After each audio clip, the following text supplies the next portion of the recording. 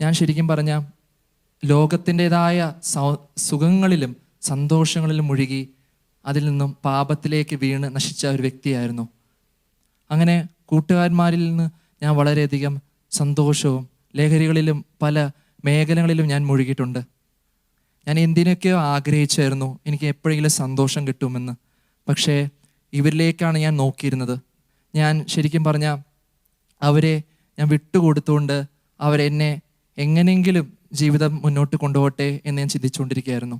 അങ്ങനെ ആയിരുന്ന സമയത്താണ് എൻ്റെ ചേട്ടൻ ഒരു ധ്യാനമായിരുന്നു കൂടിയത്, ഒരു ആന്തരിക ധ്യാനം. ആ ധ്യാനത്തിലൂടെ ചേട്ടൻ എന്നെ ശരിക്കും പറഞ്ഞാൽ ഈ ധ്യാന കേന്ദ്രത്തെക്കുറിച്ച് ബോധ്യപ്പെടുത്തുകയുണ്ടായി. എങ്ങനെയാണ് ഈശോ ചേട്ടനെ തൊട്ടതും കാര്യങ്ങളും അതൊക്കെ പറയുന്നുണ്ട്. പക്ഷേ എങ്കിൽ പോലും ഞാൻ പാപത്തിൻ്റെതായ എല്ലാ വഴികളും ഒഴുകുകയാണ്. കാരണം ചെറുപ്പത്തിലെ സ്കൂൾ പ്രായത്തിലൊക്കെ സമയത്ത് ബാല്യകാലത്ത് ഞാൻ ശരിക്കും പറഞ്ഞാൽ അനേകം ഫ്രണ്ട്സ് ഉണ്ടായിരുന്നു. അവർ ശരിക്കും പറഞ്ഞാൽ എൻ്റെ ചങ്ക് എന്ന് പറയും, ചങ്ക് ഫ്രണ്ട്സ് എന്ന് പറയും. പക്ഷേ അവരൊക്കെ ശരിക്കും പറഞ്ഞാൽ എന്നെ ഉപയോഗിക്കുകയായിരുന്നു. ഞാൻ പ്രേമബന്ധത്തിലൊക്കെ അകപ്പെട്ടു പോയിട്ടുണ്ട്. പക്ഷേ ഇതിൽ നിന്നെല്ലാം അവസ്ഥയിൽ നിന്നും യേശു എന്നെ കരകയറ്റി. അങ്ങനെ കോളേജ് സമയങ്ങളായപ്പോൾ പിന്നെയും പ്രലോഭനങ്ങൾ വരാൻ തുടങ്ങുകയാണ്. അങ്ങനെ യേശു എന്ന ഒരു ദൈവത്തെക്കുറിച്ച് അറിയാൻ പറ്റാത്ത സാഹചര്യത്തിൽ അനേകം വ്യക്തികളെ ഞാൻ കണ്ടുമുട്ടാൻ തുടങ്ങി.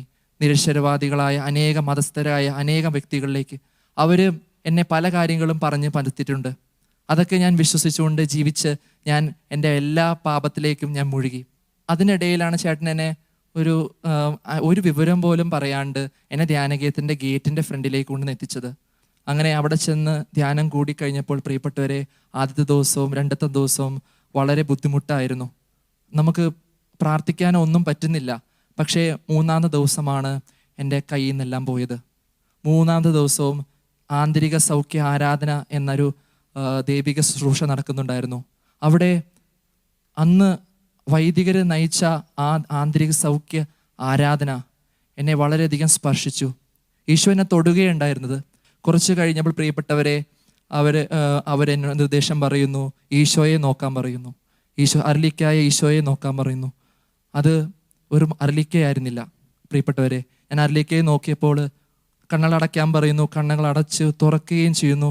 തുറന്ന് 3-4 തവണ അങ്ങനെ ചെയ്യാൻ ശ്രമിച്ചപ്പോൾ അവസാനത്തെ ആ ഒരു നിമിഷം ഞാൻ കണ്ണു തുറന്ന പ്രിയപ്പെട്ടവരെ ഞാൻ കണ്ടത് ആ അരളിക്കയിൽ ഈശോയുടെ മുഖമായിരുന്നു.